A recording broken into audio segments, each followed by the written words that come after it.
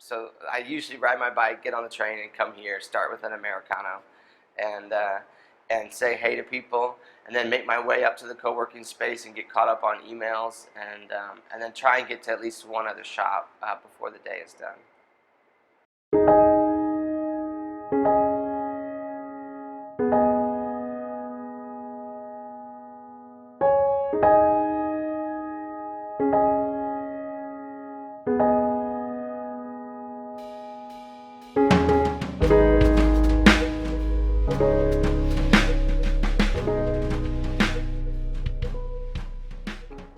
Once we decided we wanted to help people take small steps towards lives of meaning, impact, and community, we wanted a way to remind people that they did not have to reject, or they did not have to choose apathy in the face of large problems. We wanted to give them ways to reject their tendency towards apathy. And coffee is one place in the world where things aren't as they ought to be. And we just decided, instead of getting apathetic and saying there's nothing we can do, we might as well create ways for people to make a small step towards impacting the global coffee industry for good. So we built direct trade relationships, we brought the coffee in, and then invited people to name their price for coffee. What's really fun is like about 4 years into that project of running a name your price coffee shop, we built a partnership with Florida Hospital. And they invited us in to come set up a location right on their campus to say we want a place for coffee, but that stands for something more than that.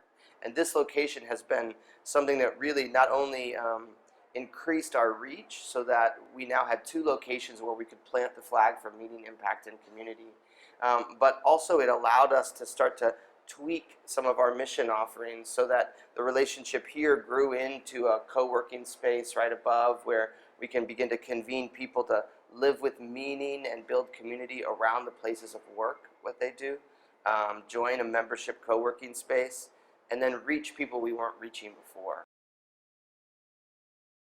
I made a decision a while ago to drive the car as little as possible. I realized that I liked my day better when I rode my bike. I scheduled fewer things in the day. I had a quieter time on the bike than I would in the car.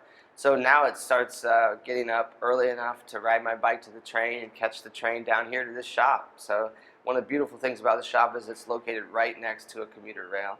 And so I usually ride my bike, get on the train, and come here, start with an Americano, and say hey to people, and then make my way up to the co-working space and get caught up on emails, and then try and get to at least one other shop before the day is done.